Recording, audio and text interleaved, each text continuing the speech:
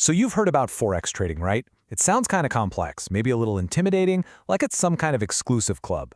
Well, today, we're going to pull back that curtain and demystify the whole thing. If you are a complete beginner and just curious about how this all works, you are in exactly the right place. I mean, have you ever really thought about it? You see it online, you might have friends who talk about it. This idea of trading currencies from a laptop, but what most people, and I mean most people, have no idea about is just the unbelievable, mind-boggling scale of it all. Take a good look at this number. Let it sink in. $6.6 trillion. It's a number so big our brains can't really even process it properly. And nope, that's not the value of some giant company. It's something much, much bigger.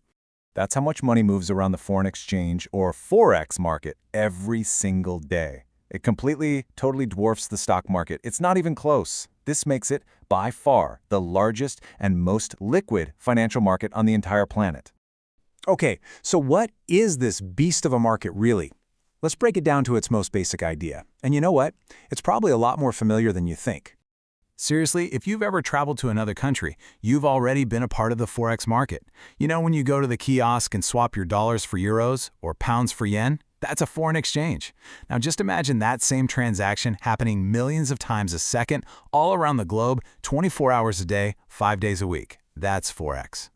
And that brings us to the absolute heart of Forex, the currency pair. See, you never just buy the euro by itself. You're always trading one currency's value against another.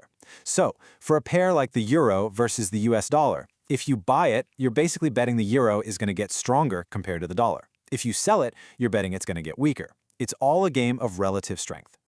All right, before we go any further, you got to learn to speak the language, right? So let's quickly cover some of the most important words you're going to hear all the time. First up, you'll hear the word pip a lot. It just stands for percentage in point, and it's the tiniest little move a currency's price can make. So if a price goes from 1.1050 to 1.1051, that's a 1 pip move. Just think of it like a cent in the Forex world. It's how you count your profits and losses. Next is the lot. This is just how you measure the size of your trade. Now, you'll hear about standard lots and mini lots, but for you, as a beginner, there's only one term you need to burn into your brain: micro lot. Starting small with micro lots isn't just a friendly tip, it's absolutely crucial for survival while you're finding your feet. And now for the big one, leverage. This is a tool your broker gives you that lets you control a big position with just a small bit of your own cash. The good part? Oh yeah, it can make your profits huge. But, and you really need to hear this, it is a true double-edged sword. It amplifies your losses just as fast. In fact, misusing leverage is the #1 killer of new trading accounts, period. Okay, now that we've got some of the lingo down, how do you actually, do it? How do you place your very first trade? Let's walk through the steps. The path is pretty clear. Step 1, and this is totally non-negotiable, you must choose a regulated broker. Then you'll open and fund your account, but only with money you're genuinely okay with losing. Stick to the major, most traded currency pairs at first.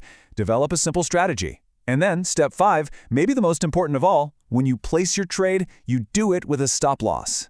We'll talk more about that. After that, it's all about watching the trade and managing your own emotions.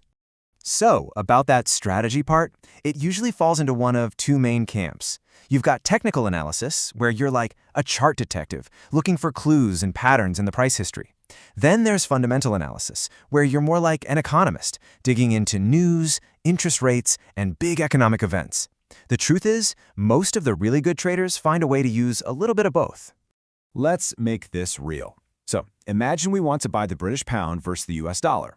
We get in at a price of 1.2500, but before we even think about profit, we set our safety net, our stop loss, at 1.2480. That means we're only risking 20 pips. Our target, our take profit level, is up at 1.2550, which is 50 pips away. See that? We're risking 20 pips for a chance to make 50. That positive risk-to-reward ratio is the kind of smart math that long-term trading is built on. Look, knowing how to click the buttons is one thing, but what really separates the people who succeed from everyone else is discipline and knowing what not to do. Honestly, this next part, this might be the most important section of all. These right here, these are the classic traps. Using way too much leverage. Trying to instantly win back money after a loss, we call that revenge trading. Completely ignoring big news events and risking, say, 10% of your account on a single idea. If you can just avoid these, you are already way, way ahead of the game.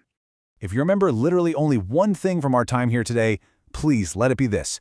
Always use a stop loss. It is your seatbelt. It is your safety net. It's the one thing that saves you from a single mistake wiping you out. Trading without one is not brave or cool. It's just reckless. Always use one. Always. So, how do you get started the right way? First, use a demo account with fake money for at least a couple of months. Get used to it. Second, keep a journal of every trade, why you took it, what happened, so you can learn from your wins and your losses. And look, aim for consistency, not home runs. Small, steady gains are the goal. And finally, never ever think you're done learning. Everything we've covered here today, it's not the whole journey. It's just a map to the very beginning, the foothills of a huge mountain. The real path forward is all about patience and discipline. But now, you have the foundational knowledge. You have the map. The only question left is, where are you going to go with it?